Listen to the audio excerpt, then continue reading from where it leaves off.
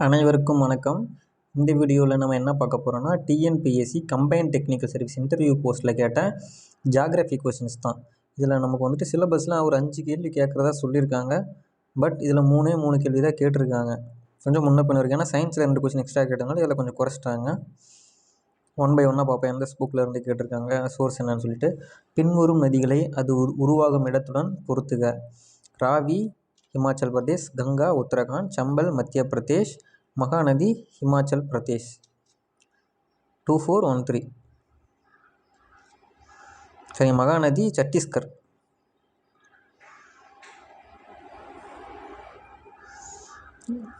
Syllabus வந்து இந்திய ஆறுகள்.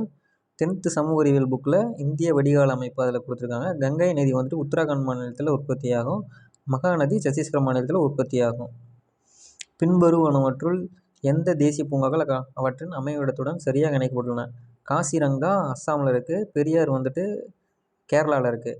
கிர் தேசிய பூங்கா குஜராத்தில் இருக்குது. மகாத்மா காந்தி தேசிய கடல் தேசிய பூங்கா வந்துட்டு அந்தமான் மற்றும் நிக்கோபர் தீவுகளில் இருக்குது. இது ரெண்டும் இன்டர்சேஞ்ச் பண்ணி கேட்டாங்க.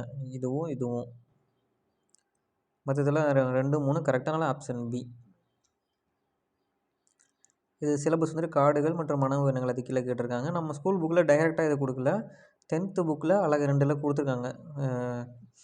மேப்பாக கொடுத்துருக்காங்க. பார்த்திங்கன்னா கிர் வந்துட்டு குஜராத்தில் இருக்கும், காசிரங்கா அஸ்ஸாமில் இருக்கும். இது ரெண்டும் நம்ம மேட்ச் பண்ணிட்டோம்னாவே ஆப்ஷனை எலிமினேட் பண்ணி போட்டுடலாம். அடுத்து பின்வருவனவற்றில் எவை தேசிய கால்நடை பணிகளின் நோக்கங்கள்? கால்நடைத்துறையின் நிலையான வளர்ச்சி, வடகிழக்கு பிராந்தியத்தில் பன்றி வளர்ச்சியை மேம்படுத்துதல், தீவனம் மற்றும் தீவனத்தை மேம்படுத்துதல். Option C 1, 2 and 3. அவ்வளோதாங்க. இந்த 3 கொஷின்ஸ் தான் கேட்டிருக்காங்க. இதில் 2 கொஷின்ஸ் கொஞ்சம் ஈஸியாக தான் இருக்குது. தேங்க்யூ ஃபார் வாட்சிங்.